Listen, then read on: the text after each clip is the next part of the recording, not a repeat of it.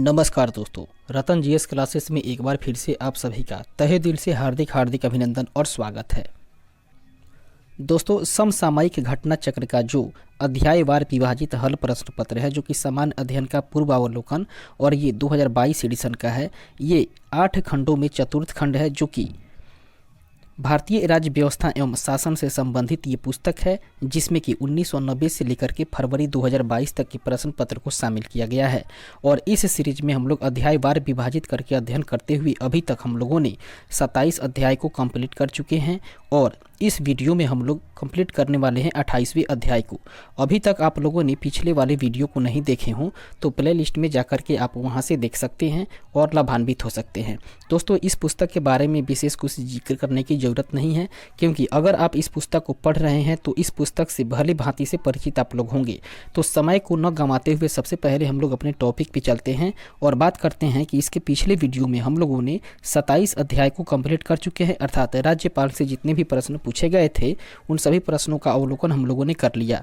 और इस वीडियो में हम लोग कंप्लीट करने वाले हैं 28वें अध्याय को, जो कि राज्य विधानमंडल एवं मंत्री परिषद से संबंधित है।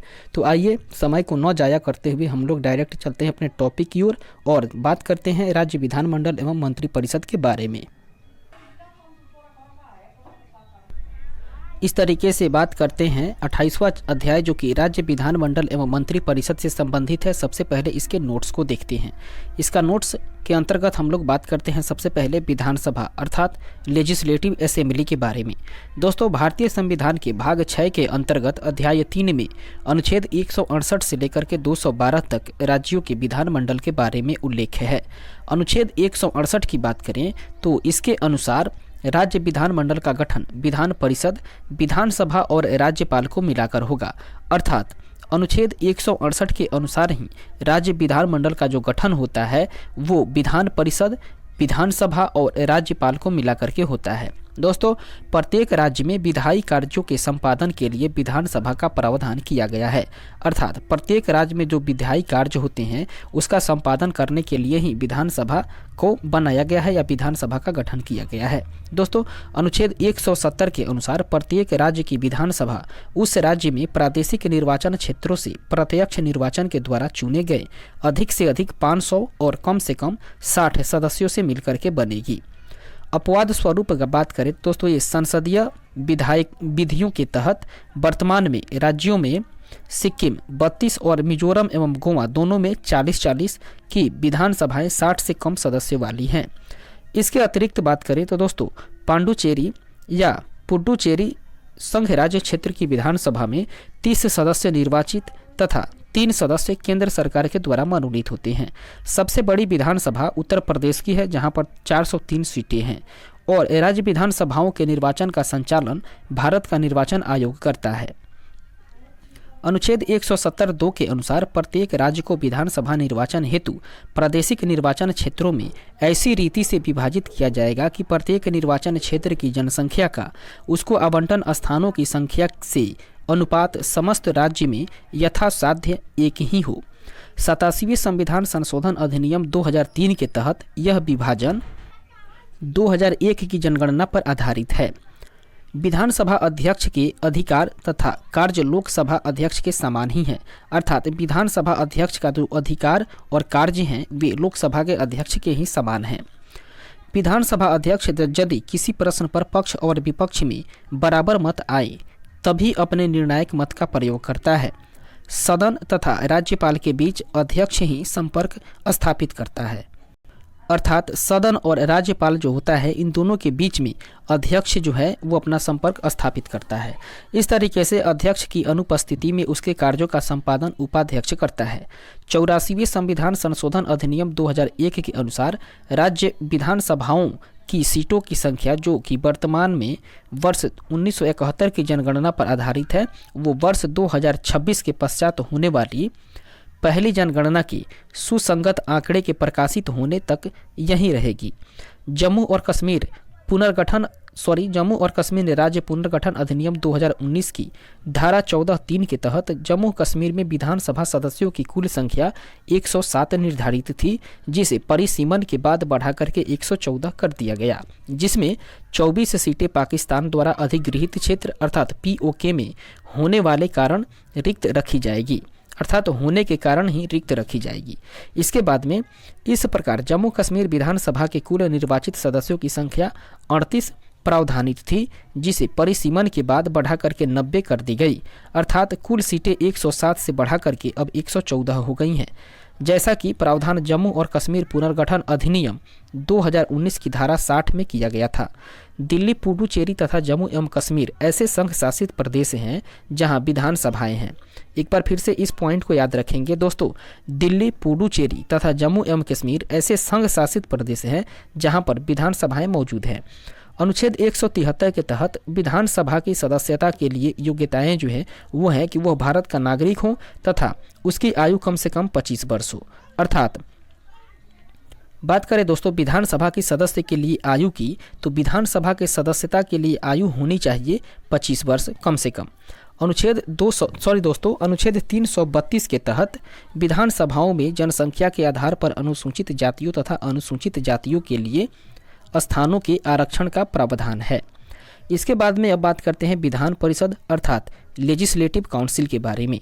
विधान परिषद के बारे में बात करें तो अनुच्छेद 169 के तहत संसद विधि द्वारा किसी राज्य में विधान परिषद के सृजन या उत्साधन के लिए उपबंध कर सकती है, यदि उस राज्य की विधानसभा तत्संबंधी संकल्प अपनी कुल सदस्य संख्या की बहुमत तथा उपस्थिति एवं मत देने वाले सदस्यों के 2/3 बहुमत से पारित करे। अनुच्छेद 171 के तहत विधान परिषदों के गठन का प्रावधान किया गया है। वर्तमान में 6 राज्यों जैसे कि आंध्र प्रदेश, बिहार, महाराष्ट्र, कर्नाटक, तेलंगाना और उत्तर प्रदेश। एक बार फिर से इन राज्यों को याद रखेंगे दोस्तों, ये 6 जो राज्य हैं उनमें से आंध्र प्रदेश, बिहार, महाराष्ट्र, कर्नाटक, तेलंगाना और उत्तर प्रदेश, इन 6 राज्यों में विधान परिषदों का अस्तित्व है। इसके बाद में विधान परिषद जो है वो एक अस्थायी सदन है, अर्थात विधान परिषद एक अस्थायी सदन है और इसके सदस्यों का कार्यकाल जो है वो 6 वर्षों का होता है तथा प्रत्येक द्वितीय वर्ष की समाप्ति पर इसके यथासंभव निकटतम 1/3 सदस्य जो हैं वे सेवानिवृत्त हो जाते हैं। अनुच्छेद 171(1) के अनुसार विधान परिषद वाले राज्य की विधान परिषद के सदस्यों की कुल संख्या उस राज्य की विधानसभा के सदस्यों की कुल संख्या के 1/3 से अधिक नहीं होगी, परंतु किसी राज्य की विधान परिषद के सदस्यों की कुल संख्या किसी भी दशा में 40 से कम नहीं होगी। वहीं बात करें उत्तर प्रदेश के बारे में तो दोस्तों उत्तर प्रदेश की विधान परिषद में सर्वाधिक 100 सदस्य हैं। अनुच्छेद 171(4) के अनुसार विधान परिषद के निर्वाचित सदस्यों का चुनाव अप्रत्यक्ष रूप से आनुपातिक प्रतिनिधित्व पद्धति के अनुसार एकल संक्रमणीय मत के द्वारा होता है। अनुच्छेद 171 के खंड 2 में प्रावधानित है कि जब तक संसद विधि द्वारा अन्यथा उपबंध न करे तब तक किसी राज्य की विधान परिषद की संरचना अनुच्छेद 171 के खंड 3 में उपबंधित रीति से होगी। तदनुसार अनुच्छेद 171(3) में विधान परिषद की यथाशक्य निकटतम 5/6 सदस्यों का निर्वाचन होने तथा शेष सदस्यों का राज्यपाल द्वारा मनोनीत किए जाने का प्रावधान है। तथापि राज्यों में विधान परिषद की संरचना अनुच्छेद 171(2) के तहत संसद द्वारा बनाई गई विधि अर्थात लोक प्रतिनिधित्व अधिनियम 1950 ये समय समय पर यथा संशोधित की धारा 10 और अनुसूची 3 के प्रावधानों के अनुरूप है। विधान परिषद अपने सभापति या उपसभापति को साधारण बहुमत से संकल्प पारित करके उनके पद से हटा सकती है। इसके बाद वाले पैराग्राफ को देखें जो कि कह रहा है अनुच्छेद 173(1) के तहत विधानमंडल की सदस्यता के लिए अर्हताएं जो हैं वो निहित हैं, जबकि अनुच्छेद 191 में विधानमंडल के सदस्य हेतु निर्हरताओं का उल्लेख किया गया है। विधान परिषद का सदस्य निर्वाचित होने के लिए 30 वर्ष तथा विधानसभा का सदस्य निर्वाचित होने के लिए 25 वर्ष की आयु आवश्यक है। अनुच्छेद 192 के अनुसार विधानमंडल के किसी सदन का कोई सदस्य किसी निर्हरता से ग्रस्त है या नहीं, इस प्रश्न का भी निश्चय राज्यपाल निर्वाचन आयोग के परामर्श से करता है। अगला अनुच्छेद देखें दोस्तों, कह रहा है 190(4) के तहत अर्थात अनुच्छेद 190(4) के तहत राज्य विधानमंडल का कोई सदस्य सदन की बैठकों से बिना अनुमति के लगातार 60 दिनों तक अनुपस्थित रहता है तो उसकी सदस्यता समाप्त की जा सकती है। इसके बाद आगे बढ़ते हैं और बात करते हैं राज्य मंत्री परिषद के बारे में। दोस्तों, राज्य मंत्री परिषद से संबंधित बात करें तो संविधान के अनुच्छेद 163 के अनुसार राज्यपाल को उसके विवेकाधीन कार्यों के अतिरिक्त अन्य कार्यों के संदर्भ में सहायता और सलाह देने के लिए एक मंत्री परिषद होगी जिसका प्रधान मुख्यमंत्री होगा। अनुच्छेद 164(1) के तहत मुख्यमंत्री की नियुक्ति राज्यपाल के द्वारा की जाती है तथा अन्य मंत्रियों की नियुक्ति राज्यपाल मुख्यमंत्री की सलाह पर करता है। मंत्री राज्यपाल के प्रसाद पर्यंत पद धारण करते हैं। 91वें संविधान संशोधन अधिनियम 2003 के द्वारा अंतः स्थापित अनुच्छेद 164 के अनुसार किसी राज्य के मंत्री परिषद में मंत्रियों की कुल संख्या मुख्यमंत्री को मिला करके उस राज्य की विधानसभा के सदस्यों की कुल संख्या के 15% से अधिक नहीं होगी, परंतु 12 से कम भी नहीं होगी। इसके बाद में अनुच्छेद 164(2) के तहत मंत्री परिषद राज्य के विधानसभा के प्रति सामूहिक रूप से उत्तरदायी होती है। अनुच्छेद 164(4) के अनुसार कोई मंत्री जो निरंतर 6 माह की किसी अवधि तक राज्य विधानमंडल का सदस्य नहीं है उस अवधि की समाप्ति पर मंत्री नहीं रहेगा।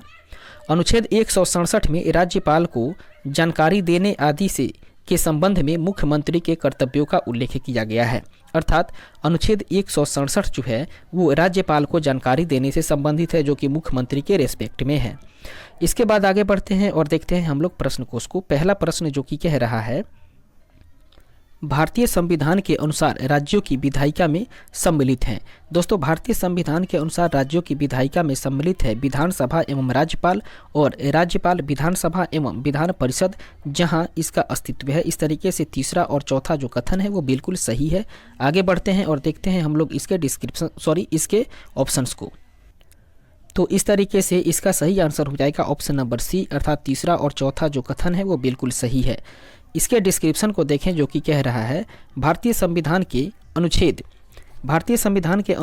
168 के अनुसार राज्य की या राज्यों की विधायिका में सम्मिलित होते हैं राज्यपाल, विधानसभा तथा विधान परिषद जहां इसका अस्तित्व है।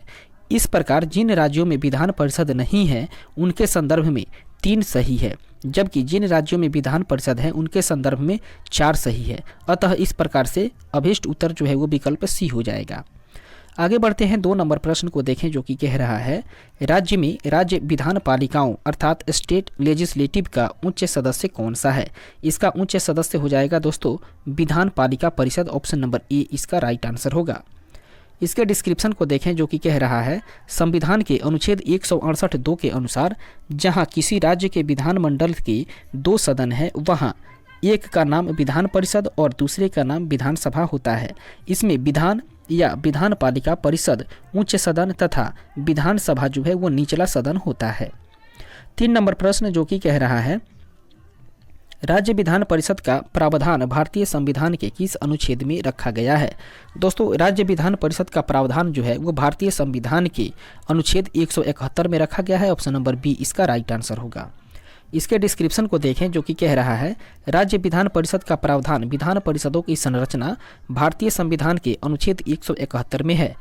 अनुच्छेद 171(1) के अनुसार राज्य की विधान परिषद के सदस्यों की कुल संख्या उस राज्य की विधानसभा के सदस्यों की कुल संख्या के 1/3 से अधिक नहीं होगी, परंतु किसी राज्य की विधान परिषद के सदस्यों की संख्या किसी भी दशा में 40 से कम नहीं होगी। वर्तमान में केवल 6 राज्यों जैसे कि कर्नाटक, उत्तर प्रदेश, महाराष्ट्र, बिहार और आंध्र प्रदेश तथा तेलंगाना में ही विधान परिषद हैं। अनुच्छेद 170 की बात करें तो अनुच्छेद 170 में विधानसभाओं की संरचना, अनुच्छेद 172 में राज्यों के विधानमंडलों की अवधि तथा अनुच्छेद 173 में राज्य के विधानमंडल की सदस्यता के लिए अर्हता वर्णित है। आगे बढ़ते हैं 4 नंबर प्रश्न को देखें जो कि कह रहा है राज्य के दूसरे सदन की स्थापना या उसे रद्द करने से संबंधित कौन सी सही विधि है।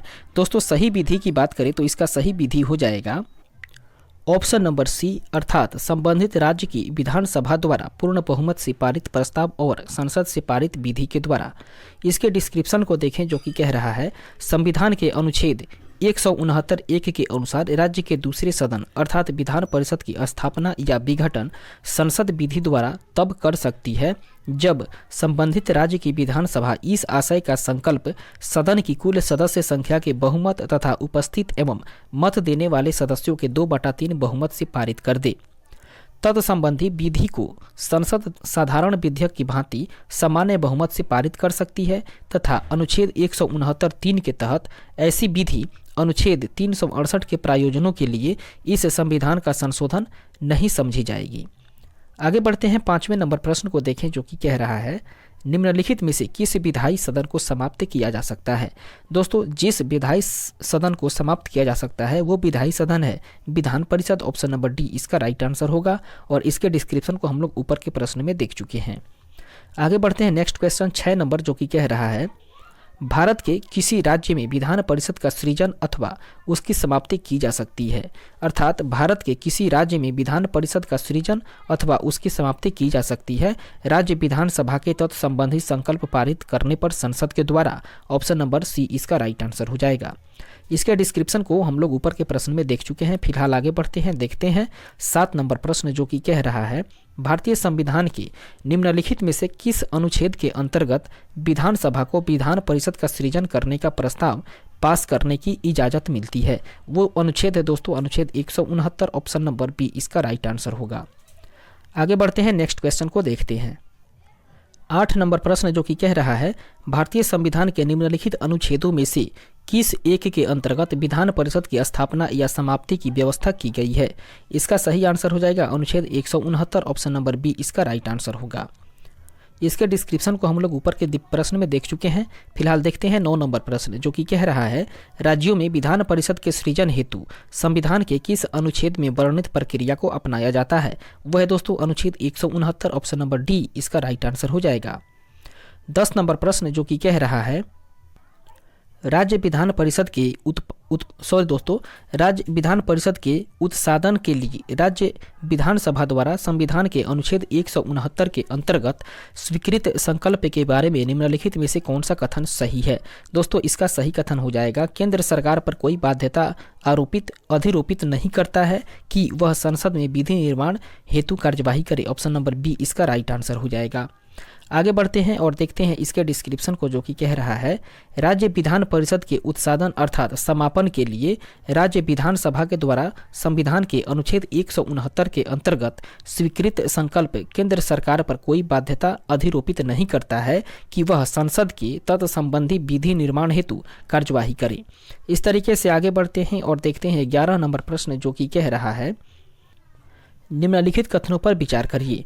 दोस्तों, 2 कथन दिया गया है। पहले कथन को देखें कि भारत में किसी राज्य की विधान परिषद आकर के उस राज्य की विधानसभा के आधे से अधिक बड़ी हो सकती है। अर्थात भारत में किसी राज्य की विधान परिषद आकार में उस राज्य की विधानसभा के आधे से अधिक बड़ी हो सकती है। और दूसरा कथन है किसी राज्य का राज्यपाल उस राज्य के विधान परिषद के सभापति को नाम निर्देशित करता है। इस तरीके से हम लोग दोनों कथन को देखते हैं और फिर देखते हैं इसके ऑप्शंस को। दोनों कथन के देखने से यह स्पष्ट होता है कि ये दोनों कथन सत्य नहीं है। इसका राइट आंसर हो जाएगा ऑप्शन नंबर डी, अर्थात ना तो कथन 1 सही है और ना ही कथन 2। इसके डिस्क्रिप्शन को यदि हम लोग देखें तो कह रहा है भारतीय संविधान के अनुसार अनुच्छेद 171 के अनुसार विधान परिषद की सदस्य संख्या उस राज्य की विधानसभा के सदस्यों की कुल संख्या की 1/3 से अधिक नहीं होगी, लेकिन किसी भी दशा में 40 से कम नहीं होगी।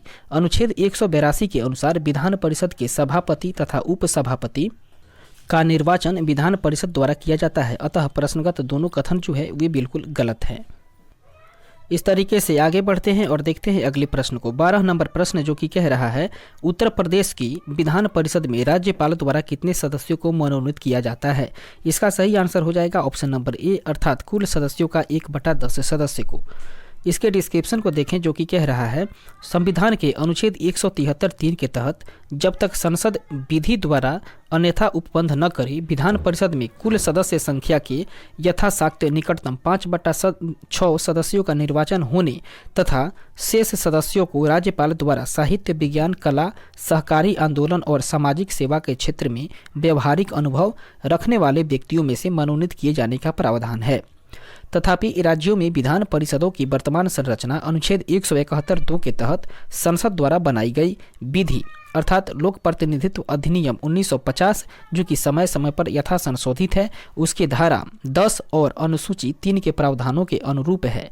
इसी के तहत अविभाजित उत्तर प्रदेश की विधान परिषद के कुल 108 सदस्यों में से 12 सदस्य राज्यपाल द्वारा मनोनीत किए जाते थे। विभाजन के बाद उत्तर प्रदेश पुनर्गठन अधिनियम 2000 ईस्वी 2004 में यथा संशोधित के द्वारा लोक प्रतिनिधित्व अधिनियम 1950 की अनुसूची 3 में हुए संशोधन के तहत वर्तमान में उत्तर प्रदेश की विधान परिषद के कुल 100 सदस्यों में से 10 सदस्यों को ही राज्यपाल के द्वारा मनोनीत किया जाता है। उत्तर प्रदेश विधान परिषद के कुल सदस्य की संख्या बात करें तो वो 100 है। इसके गठन का वर्तमान स्वरूप जो है वो निम्नलिखित प्रकार से है। दोस्तों इसके गठन के स्वरूप को देखें तो विधानसभा निर्वाचन क्षेत्र से देखें तो 38 सदस्य और स्थानीय निकाय निर्वाचन क्षेत्र से देखें तो 36 सदस्य। उसके साथ साथ में शिक्षक निर्वाचन क्षेत्र से देखें तो 8 सदस्य और स्नातक निर्वाचन क्षेत्र से देखें तो 8 सदस्य और मनोनीत सदस्य हो जाते हैं 10। इस तरीके से कुल सदस्यों की संख्या हो जाती है 100। इस तरीके से आगे बढ़ते हैं और देखते हैं अगले प्रश्न को। तो इस तरीके से 13 नंबर प्रश्न कह रहा है विधान परिषद में मनोनीत सदस्यों की संख्या है। दोस्तों विधान परिषद में मनोनीत सदस्यों की संख्या उपरोक्त में से कोई नहीं दिया हुआ है। ऑप्शन नंबर डी इसका राइट आंसर हो जाएगा। इसके डिस्क्रिप्शन को देखें जो कि कह रहा है भारतीय संविधान के अनुच्छेद 171(3) में विधान परिषद के निकटतम 5/6 सदस्यों का निर्वाचन होने तथा शेष सदस्यों को राज्यपाल द्वारा मनोनीत किए जाने का प्रावधान है। तथापि राज्यों में विधान परिषदों की वर्तमान संरचना अनुच्छेद 171(2) के तहत संसद द्वारा बनाई गई विधि अर्थात लोक प्रतिनिधित्व अधिनियम 1950 जो कि समय समय पर यथा संशोधित है, उसकी धारा 10 और अनुसूची 3 के प्रावधानों के अनुरूप है। इसके तहत आंध्र प्रदेश की दोस्तों बात करें विधानसभा परिषद की कुल सदस्यों की संख्या का तो 50 सदस्यों में से 6 सदस्य लगभग 1/8 भाग और बिहार की विधान परिषद के कुल 75 सदस्यों में से 12 सदस्य जो कि लगभग 1/6 भाग है और महाराष्ट्र के विधान परिषद के कुल 78 सदस्यों में से 12 सदस्य जो कि 1/6.5 भाग है और कर्नाटक की विधान परिषद के कुल 75 सदस्यों में से 11 सदस्य लगभग 1/7 भाग, तेलंगाना की विधान परिषद की कुल 40 सदस्यों में से 7 सदस्य लगभग 1/6 भाग तथा उत्तर प्रदेश की विधान परिषद की कुल 100 सदस्यों में से 10 सदस्य लगभग 1/10 भाग राज्यपाल के द्वारा मनोनीत किए जाते हैं। इसके बाद आगे बढ़ते हैं, देखते हैं 14 नंबर प्रश्न जो कि कह रहा है राज्य विधान परिषद के विषय में नहीं है। दोस्तों राज्य विधान परिषद के विषय में जो सही क्या है ये पूछ रहा है। तो राज्य विधान परिषद के विषय में जो सही है वे हो जाएंगे कि यह एक अस्थायी सदन है और यह भंग नहीं किया जा सकता। उसके बाद में प्रति दूसरे वर्ष इसके 1/3 सदस्य सेवानिवृत्त हो जाते हैं और अगला है दोस्तों वो सही विषय हो जाएगा कि इसके सदस्यों का कार्यकाल जो है वो 6 वर्षों का होता है। अर्थात इसके अनुसार जो 2, 3 उसके बाद में 6 और 8 ये सही हो रहे हैं। तो इसके कूट के अनुसार इसका राइट आंसर हो जाएगा 2, 3, 6, 8 अर्थात ऑप्शन नंबर सी इसका सही आंसर हो जाएगा। Option number C. आगे बढ़ते हैं और देखते हैं इसके डिस्क्रिप्शंस को जो कि कह रहा है राज्यसभा की तरह विधान परिषद एक अस्थायी सदन है, इसे भंग नहीं किया जा सकता है। विधान परिषद के लगभग 1/3 सदस्य प्रत्येक दूसरे वर्ष सेवानिवृत्त होते रहते हैं। विधान परिषद के सदस्यों का कार्यकाल 6 वर्षों का होता है। विधान परिषद में अधिकतम सदस्य संख्या विधानसभा की 1/3 और न्यूनतम 40 हो सकती है। संविधान के अनुच्छेद 169 के तहत किसी राज्य विधानसभा की कुल सदस्य संख्या के बहुमत तथा उपस्थिति एवं मत देने वाले सदस्यों की संख्या की कम से कम 2/3 बहुमत द्वारा पारित प्रस्ताव पर संसद विधि के द्वारा संबंधित राज्य में विधान परिषद के सृजन या समाप्ति का उपबंध कर सकती है। इसके बाद वाले पैराग्राफ को देखें जो कि कह रहा है अनुच्छेद 171(3) के प्रावधानों के तहत विधान परिषद की संरचना इस प्रकार जब तक कि संसद विधि द्वारा अन्यथा उपबंध न करे इस प्रकार से निर्धारित की जाती है। पहला है दोस्तों यथाशक्य निकटतम 1/3 सदस्य स्थानीय निकायों के द्वारा चुने जाएंगे। दूसरा है यथाशक्य निकटतम 1/12 सदस्य न्यूनतम 3 वर्षों से स्नातकों के द्वारा निर्वाचित किए जाएंगे। तीसरा पॉइंट है जो कि कह रहा है यथाशक्य निकटतम 1/12 सदस्यों को न्यूनतम 3 वर्षों से अध्यापन कर रहे लोग चुनेंगे जो कि माध्यमिक स्तर से निम्न स्तर के नहीं होने चाहिए। और चौथा पॉइंट है, यथाशक्य निकटतम 1/3 सदस्य विधानसभा के सदस्यों द्वारा चुने जाएंगे। पांचवा है, शेष सदस्यों का नामांकन राज्यपाल के द्वारा किया जाएगा जो कला, साहित्य, विज्ञान, सहकारी आंदोलन और समाज सेवा से जुड़े हुए हों। उल्लेखनीय है कि वर्तमान में विभिन्न राज्यों की विधान परिषदों की संरचना अनुच्छेद 171(2) के तहत संसद के द्वारा बनाई गई विधि अर्थात लोक प्रतिनिधित्व अधिनियम 1950 जो कि समय समय पर यथा संशोधित है, उसकी धारा 3 और अनुसूची 3 के प्रावधानों के अनुरूप हैं। इसके बाद आगे बढ़ते हैं और देखते हैं 15 नंबर प्रश्न जो कि कह रहा है, निम्नलिखित में से किसे भंग नहीं किया जा सकता पर समाप्त किया जा सकता है। वह है दोस्तों Vidhan Parishad, option number D इसका राइट आंसर हो जाएगा। अर्थात विधान परिषद को भंग नहीं किया जा सकता परंतु उसे समाप्त किया जा सकता है। इसके डिस्क्रिप्शन को देखें जो कि कह रहा है, भारतीय संविधान के अनुच्छेद 169 के अनुसार संसद विधि के द्वारा किसी राज्य में विधान परिषद के उत्सादन या सृजन के लिए उपबंध कर सकेगी यदि उस समय की विधानसभा ने इस आशय का संकल्प विधानसभा की कुल सदस्य संख्या के बहुमत द्वारा तथा उपस्थित और मत देने वाले सदस्यों की संख्या के कम से कम 2/3 बहुमत द्वारा पारित कर दिया है। विधान परिषद एक अस्थायी सदन है, यह भंग नहीं की जा सकती। इसके सदस्यों का कार्यकाल 6 वर्षों का होता है तथा प्रत्येक 2 वर्ष पर इसके सदस्य 1/3 सदस्य जो हैं 2 वर्ष पर प्रत्येक 2 वर्ष पर इसके लगभग 1/3 सदस्य सेवानिवृत्त हो जाते हैं। अतः स्पष्ट है कि विधान परिषद को भंग नहीं किया जा सकता लेकिन इसका समापन या उत्सादन किया जा सकता है। इसके अतिरिक्त लोकसभा तथा विधानसभा दोनों अस्थायी सदन है, ये भंग किए जा सकते हैं। अर्थात लोकसभा और विधानसभा जो है वो एक अस्थायी सदन है और लोकसभा और विधानसभा को भंग भी किया जा सकता है। वहीं राज्यसभा एक अस्थायी सदन है और इसे भी विधान परिषद की भांति भंग नहीं किया जा सकता लेकिन इसको समाप्त किए जाने का प्रावधान नहीं है। आगे बढ़ते हैं और देखते हैं 16 नंबर प्रश्न जो कि कह रहा है, भारत के निम्नलिखित राज्यों में से किसमें अब तक विधान परिषद नहीं है यद्यपि संविधान 7वां संशोधन अधिनियम 1956 में इसके लिए उपबंध हैं। इसका राइट आंसर हो जाएगा ऑप्शन नंबर डी अर्थात मध्य प्रदेश।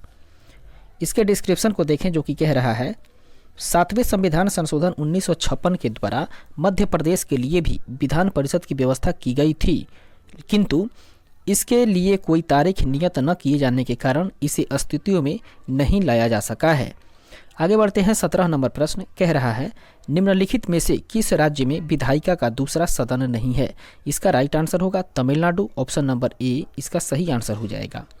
इसके डिस्क्रिप्शन को देखें जो कि कह रहा है, संविधान के अनुच्छेद 168(1) का उपखंड क के तहत वर्तमान में देश में 6 राज्यों जैसे कि आंध्र प्रदेश, बिहार, महाराष्ट्र, कर्नाटक, तेलंगाना और उत्तर प्रदेश में द्विसदनात्मक विधायिका अर्थात विधानसभा और विधान परिषद अस्तित्व में है।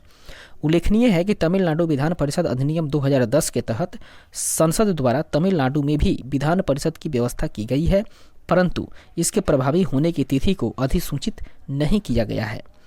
आगे बढ़ते हैं 18 नंबर प्रश्न जो कि कह रहा है, निम्न में से किस राज्य में विधान परिषद नहीं है।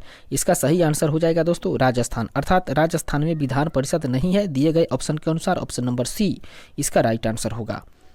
आगे बढ़ते हैं 19 नंबर प्रश्न जो कि कह रहा है, निम्नलिखित में से किस राज्य में द्विसदनात्मक विधायिका नहीं है।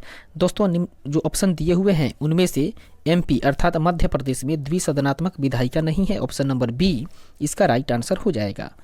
नेक्स्ट क्वेश्चन को देखते हैं 20 नंबर प्रश्न जो कि कह रहा है, निम्नलिखित राज्यों में कहाँ विधान परिषद है। दोस्तों विधान परिषद की बात करें तो वो केवल बिहार में है। दिए गए ऑप्शन के अनुसार केवल बिहार में विधान परिषद है, ऑप्शन नंबर डी इसका राइट आंसर हो जाएगा। आगे बढ़ते हैं और देखते हैं अगले प्रश्न को। 21 नंबर प्रश्न जो कि कह रहा है, वर्ष 1956 में कितने पुनर्गठित राज्यों में द्विसदनीय विधायिका थी। इसका जो आंसर है दोस्तों वो स्टार मार्किंग की गई है आयोग के द्वारा। फिलहाल देखते हैं इसके डिस्क्रिप्शन को जो कि कह रहा है, वर्ष 1956 में पुनर्गठन के बाद बने कुल 14 राज्यों में से 7 में द्विसदनीय विधायिका थी। उनमें था उत्तर प्रदेश, बिहार, बॉम्बे अर्थात महाराष्ट्र और चौथा पर मद्रास जो कि तमिलनाडु, पांचवा मैसूर अर्थात कर्नाटक, छठा पंजाब और सातवां पश्चिम बंगाल। इनमें से पश्चिम बंगाल में 1969 ईस्वी में, पंजाब में 1970 ईस्वी में तथा तमिलनाडु में 1986 ईस्वी में विधान परिषद का उत्सादन अर्थात एबोलिशन कर दिया गया था।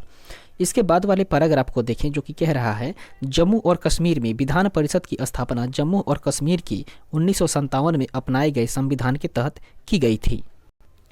इस तरीके से आंध्र प्रदेश में पहली बार विधान परिषद 1958 ईस्वी में स्थापित हुई थी, जिसे 1985 ईस्वी में उत्सादित कर दिए जाने के बाद यह 2007 ईस्वी में पुनः विधान परिषद का गठन किया गया। अगला पैराग्राफ कह रहा है राज्य पुनर्गठन अधिनियम 1956 तथा संविधान का 7वां संशोधन अधिनियम 1956 के तहत मध्य प्रदेश में भी विधान परिषद की स्थापना का प्रावधान किया गया था, परंतु इस हेतु तारीख नियत न की जाने के कारण यहाँ विधान परिषद की स्थापना नहीं की जा सकी है। वर्तमान में आंध्र प्रदेश और तेलंगाना सहित कुल मिलाकर 6 राज्यों में द्विसदनीय विधायिका हैं। ध्यातव्य है कि जम्मू एवं कश्मीर राज्य के 2 संघ राज्य क्षेत्रों में विभाजित के साथ यहाँ विधान परिषद समाप्त कर दी गई है। इस तरीके से आगे बढ़ते हैं और देखते हैं अगले प्रश्न को। 22 नंबर प्रश्न कह रहा है भारतीय संविधान के अनुच्छेद 170 के अनुसार किसी राज्य की विधानसभा के सदस्यों की न्यूनतम तथा अधिकतम संख्या क्रमशः कितनी हो सकती है। दोस्तों, भारतीय संविधान के अनुच्छेद 170 के अनुसार किसी राज्य की विधानसभा के सदस्यों के न्यूनतम और अधिकतम संख्या की बात करें तो वो हो सकती है दोस्तों 60 और 500, अर्थात न्यूनतम हो सकती है 60 और अधिकतम हो सकती है 500। ऑप्शन नंबर डी इसका राइट आंसर होगा। इसके डिस्क्रिप्शन को देखें जो कि कह रहा है संविधान के अनुच्छेद 170 के अनुसार प्रत्येक राज्य की विधानसभा उस राज्य में प्रादेशिक निर्वाचन क्षेत्रों से प्रत्यक्ष निर्वाचन द्वारा चुने हुए 500 से अनधिक और 60 से अन्यून सदस्यों से मिलकर बनेगी। अपवाद स्वरूप संसदीय विधियों के तहत वर्तमान में सिक्किम विधानसभा में 32, गोवा विधानसभा में 40, मिजोरम विधानसभा में 40 तथा पुडुचेरी संघ राज्य क्षेत्र में विधानसभा में कुल मिलाकर के 33, जिसमें से 30 निर्वाचित और 3 केंद्र सरकार के द्वारा मनोनीत सदस्य ही है। आगे देखते हैं 23 नंबर प्रश्न जो कि कह रहा है निम्नलिखित में से कौन सा राज्य अनुच्छेद 170 के उस प्रावधान का अपवाद है जिसमें कहा गया है कि एक राज्य के विधानसभा के गठन में 60 से कम सदस्य नहीं होंगे।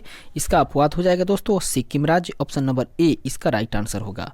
आगे बढ़ते हैं और देखते हैं इसके डिस्क्रिप्शंस को। ऑप्शन नंबर ए सिक्किम इसका राइट आंसर होगा और इसके डिस्क्रिप्शन को हम लोग ऊपर के प्रश्न में देख चुके हैं। फिलहाल देखते हैं अगले प्रश्न को। इस तरीके से 24 नंबर प्रश्न जो कि कह रहा है निम्नलिखित कथनों पर विचार करिए। 2 कथन दिया गया है और दोनों कथनों में से बताना है कि कौन सा कथन सही है। इसका राइट आंसर हो जाएगा दोस्तों कोई व्यक्ति किसी राज्य की विधानसभा के किसी स्थान को भरने के लिए चुने जाने के लिए अर्हित नहीं होगा यदि उसकी आयु 25 वर्ष से कम हो। ये कथन जो है वो बिल्कुल सही है, अर्थात इसका राइट आंसर हो जाएगा ऑप्शन नंबर बी, अर्थात केवल कथन 2 सही है। ऑप्शन नंबर बी इसका राइट आंसर होगा। इसके डिस्क्रिप्शन को देखें जो कि कह रहा है भारतीय संविधान के अनुच्छेद 170(1) के प्रावधान के अनुसार प्रत्येक राज्य की विधानसभा उस राज्य में प्रादेशिक निर्वाचन क्षेत्रों से प्रत्यक्ष निर्वाचन द्वारा चुने गए 500 से अनधिक और 60 से अन्यून सदस्यों से मिलकर के बनेगी। स्पष्ट है कि कथन 1 गलत है। अनुच्छेद 173 ख के तहत राज्य विधानसभा के किसी स्थान को भरने के लिए चुने जाने हेतु न्यूनतम आयु 25 वर्ष से कम नहीं होनी चाहिए, अतः कथन 2 जो है वो बिल्कुल सही है। अगला प्रश्न 25 नंबर जो कि कह रहा है भारत के किसी राज्य की विधानसभा में अधिकतम कितने सदस्य हो सकते हैं। इसका सही आंसर हो जाएगा ऑप्शन नंबर सी, अर्थात 500 सदस्य हो सकते हैं। 26 नंबर प्रश्न कह रहा है भारतीय संविधान के निम्नांकित अनुच्छेदों में से राज्य की विधानसभाओं के निर्वाचन का प्रावधान प्रस्तुत करता है। दोस्तों, भारतीय संविधान के निम्नांकित अनुच्छेदों में से बात करें तो वो कौन ऐसा अनुच्छेद है जो राज्य की विधानसभाओं के निर्वाचन का प्रावधान प्रस्तुत करता है। वो अनुच्छेद है अनुच्छेद 170। ऑप्शन नंबर ए इसका राइट आंसर होगा। आगे बढ़ते हैं नेक्स्ट क्वेश्चन। इस तरीके से 27 नंबर प्रश्न कह रहा है विधानसभा के सदस्य के लिए न्यूनतम आयु क्या विहित की गई है। न्यूनतम आयु है दोस्तों 25 वर्ष। ऑप्शन नंबर बी इसका राइट आंसर होगा। अगला प्रश्न देखते हैं 28 नंबर, जो कि कह रहा है राज्य विधानसभाओं में आंग्ल भारतीय समुदाय के लिए प्रतिनिधित्व का प्रावधान भारत के संविधान के किस अनुच्छेद द्वारा किया गया है। इसके लिए दोस्तों स्टार मार्किंग की गई है, अर्थात वो अनुच्छेद इस ऑप्शंस में नहीं दिए हुए हैं। देखते हैं इसके डिस्क्रिप्शन को, जो कि कह रहा है प्रश्न काल में भारतीय संविधान के अनुच्छेद 333 के अनुसार यदि किसी राज्य के राज्यपाल की यह राय है कि उस राज्य की विधानसभा में आंग्ल भारतीय समुदाय का प्रतिनिधित्व आवश्यक है और उसमें उसका प्रतिनिधित्व पर्याप्त नहीं है, तो उस विधानसभा में उस समुदाय का एक सदस्य नाम निर्देशित कर सकता है। यह प्रावधान मूल संविधान में अनुच्छेद 334 के तहत केवल 10 वर्षों की अवधि के लिए था, जिसे क्रमिक रूप से संविधान संशोधन के द्वारा आगे बढ़ाया जाता रहा था। 95वें संविधान संशोधन अधिनियम 2009 के द्वारा यह अवधि संविधान के प्रारंभ से 70 वर्षों तक निर्धारित की गई थी। 104वें संविधान संशोधन अधिनियम 2019 के द्वारा इसकी अवधि को आगे न बढ़ाते हुए इसे निष्प्रभावी कर दिया गया। आगे बढ़ते हैं, नेक्स्ट क्वेश्चन को देखते हैं। 29 नंबर प्रश्न, जो कि कह रहा है किस राज्य विधानसभा की सर्वाधिक सदस्य संख्या है। इसका राइट आंसर हो जाएगा ऑप्शन नंबर डी, अर्थात उत्तर प्रदेश राज्य की विधानसभा की सर्वाधिक सदस्य संख्या है। और वो सदस्य संख्या कितनी है दोस्तों, वो 403 है। इस तरीके से आगे बढ़ते हैं और देखते हैं अगले प्रश्न को। 30 नंबर प्रश्न, जो कि कह रहा है निम्नलिखित भारतीय राज्यों में से किसकी राज्य विधानसभा में सदस्यों की संख्या अधिक है। इसका राइट आंसर हो जाएगा ऑप्शन नंबर बी, अर्थात हिमाचल प्रदेश में। आगे बढ़ते हैं और देखते हैं इसके डिस्क्रिप्शन को, जो कि कह रहा है प्रश्नानुसार दिए गए विकल्पों में से अरुणाचल प्रदेश 60, मेघालय 60 एवं मणिपुर 60 की विधानसभाओं में सदस्यों की संख्या एक समान है, जबकि हिमाचल प्रदेश की विधानसभा के सदस्यों की संख्या 68 इनमें सबसे अधिक है। इस तरीके से अभिष्ट उत्तर जो है वो विकल्प बी हो जाएगा, हिमाचल प्रदेश। आगे बढ़ते हैं 31 नंबर प्रश्न को देखते हैं, जो कि कह रहा है राज्य विधानसभा के निर्वाचन का संचालन करता है। दोस्तों, राज्य विधानसभा के निर्वाचन का संचालन करता है भारत का निर्वाचन आयोग, ऑप्शन नंबर सी इसका राइट आंसर होगा। इसके डिस्क्रिप्शन को देखें, जो कि कह रहा है अनुच्छेद 324 के तहत ही राज्य विधानसभाओं के निर्वाचन को संचालित करने की शक्ति भी भारत के निर्वाचन आयोग को ही सौंपी गई है। अगला प्रश्न 32 नंबर, जो कि कह रहा है निम्नलिखित में से कौन एक राज्य के विधानमंडल के किसी सदस्य की निर्भरता से संबंधित किसी प्रश्न का विनिश्चय करने हेतु अंतिम सत्ता है। वो है दोस्तों राज्यपाल, ऑप्शन नंबर ए इसका सही आंसर हो जाएगा। इसके डिस्क्रिप्शन को देखें, जो कि कह रहा है अनुच्छेद 192 के अनुसार किसी राज्य के विधानमंडल के किसी सदस्य के निर्भरता से संबंधित किसी प्रश्न का विनिश्चय करने हेतु अंतिम सत्ता राज्यपाल है। हालांकि इस मामले में वह निर्वाचन आयोग की राय के अनुसार कार्य करता है, किंतु यदि 10वीं अनुसूची अर्थात दल बदल के अपराध पर के तहत किसी सदस्य की निर्भरता पर प्रश्न उठे तो विधान परिषद के मामले में सभापति एवं विधानसभा के मामले में अध्यक्ष फैसला करेगा। इसके बाद देखते हैं दोस्तों, जो कि कह रहा है वर्ष 1992 में उच्चतम न्यायालय ने व्यवस्था दी है कि इस संदर्भ में सभापति या अध्यक्ष का फैसला न्यायिक समीक्षा की परिधि में आता है। आगे बढ़ते हैं और देखते हैं अगले प्रश्न को। 33 नंबर प्रश्न, जो कि कह रहा है विधानसभा के सदस्यों की निर्भरताओं से संबंधित प्रश्नों पर अंतिम विनिश्चय किसके द्वारा लिया जाता है। वो लिया जाता है दोस्तों राज्यपाल के द्वारा, ऑप्शन नंबर बी इसका राइट आंसर होगा। आगे बढ़ते हैं, नेक्स्ट क्वेश्चन को देखते हैं। 34 नंबर प्रश्न कह रहा है यदि किसी राज्य की विधानसभा का अध्यक्ष या स्पीकर पद त्यागना चाहे तो उसे अपना त्यागपत्र देना चाहिए। दोस्तों, उसे अपना त्यागपत्र देना चाहिए उपाध्यक्ष को, ऑप्शन नंबर सी इसका सही आंसर हो जाएगा। इसके डिस्क्रिप्शन को देखें, जो कि कह रहा है संविधान के अनुच्छेद 179 ख के अनुसार विधानसभा अध्यक्ष अपना पद विधानसभा उपाध्यक्ष को संबोधित अपने हस्ताक्षर सहित लेख द्वारा त्याग सकेगा तथा उपाध्यक्ष अपना पद अध्यक्ष को संबोधित अपने हस्ताक्षर सहित लेख के द्वारा त्याग सकेगा। इस तरीके से 35 नंबर प्रश्न कह रहा है निम्नलिखित कथनों पर विचार करिए। 2 कथन दिया हुआ है और दोनों कथन के पढ़ने के बाद बताना होगा कि कौन सा उत्तर सही है। पहला कथन कह रहा है विधानसभा का या विधानसभा की अध्यक्ष यदि विधानसभा का या विधानसभा की सदस्य नहीं रहता या नहीं रहती है तो अपना पद रिक्त कर देगा या कर देगी। इस तरीके से ये कथन जो है वो बिल्कुल सही है। दूसरा कथन है, जब कभी विधानसभा का विघटन किया जाता है तो अध्यक्ष अपने पद को तुरंत रिक्त कर देगा या रिक्त कर देगी। इस तरीके से केवल कथन एक सही है, ऑप्शन नंबर ए इसका राइट आंसर हो जाएगा। केवल एक सही इसका कथन है। इसके डिस्क्रिप्शन को देखें जो कि कह रहा है, दिए गए कथनों में कथन एक सही है जबकि कथन 2 सही नहीं है। संविधान के अनुच्छेद 179 के खंड क के अनुसार विधानसभा का अध्यक्ष या उपाध्यक्ष के रूप में पद धारण करने वाला सदस्य यदि विधानसभा का सदस्य नहीं रहता है तो अपना पद रिक्त कर देगा। कथन 2 सही नहीं है क्योंकि अनुच्छेद 179 के दूसरे परंतुक के अनुसार जब कभी भी विधानसभा का विघटन किया जाता है तो विघटन के पश्चात होने वाले पुनः निर्वाचित विधानसभा के प्रथम अधिवेशन के ठीक पहले तक अध्यक्ष अपने पद को रिक्त नहीं करेगा। इसके बाद आगे बढ़ते हैं और देखते हैं 36 नंबर प्रश्न को, जो कि कह रहा है, विधानसभा के विघटन के बाद भी उसका अध्यक्ष या स्पीकर पद पर बना रहता है। दोस्तों, पद पे बना रहता है विधानसभा के विघटन के बाद गठित विधानसभा की पहली बैठक के ठीक पूर्व तक। ऑप्शन नंबर ए इसका राइट आंसर हो जाएगा। आगे बढ़ते हैं और देखते हैं अगले प्रश्न को। 37 नंबर प्रश्न कह रहा है, राज्य के विधानसभा के 17वां का आदेश किसके द्वारा दिया जाता है। इसका राइट आंसर हो जाएगा राज्यपाल। ऑप्शन नंबर ए इसका सही आंसर होगा। इसके डिस्क्रिप्शन को देखें जो कि कह रहा है, संविधान के अनुच्छेद 174(2) का उपखंड क के तहत राज्य की विधानसभा के 17वां का आदेश राज्यपाल द्वारा समय समय पर दिया जाता है। राज्यपाल अनुच्छेद 174(2) का उपखंड ख के अनुसार समय समय पर विधानसभा का विघटन कर सकेगा। इस तरीके से आगे बढ़ते हैं और देखते हैं 38 नंबर प्रश्न, जो कि कह रहा है, भारत के किसी राज्य की विधानसभा के संदर्भ में निम्नलिखित कथनों पर विचार कीजिए। 2 कथन दिया हुआ है और दोनों कथनों में से बताना है कि कौन सा कथन सही है। पहला कथन है, वर्ष के प्रथम सत्र के प्रारंभ में राज्यपाल सदन के सदस्यों के लिए रूढ़िगत संबोधन करता है, जो कि बिल्कुल सही कथन है।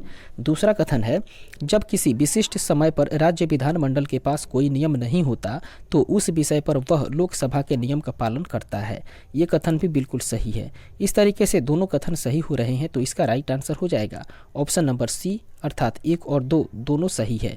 इस तरीके से इसके डिस्क्रिप्शन को देखें जो कि कह रहा है, अनुच्छेद 176(1) के अनुसार राज्यपाल विधानसभा के लिए प्रत्येक साधारण निर्वाचन के पश्चात प्रथम सत्र के आरंभ में और प्रत्येक वर्ष के प्रथम सत्र के आरंभ में विधानसभा में या विधान परिषद वाले राज्य की दशा में एक साथ समवेत दोनों सदनों में अभिभाषण करेगा। इस प्रकार कथन 1 सही है।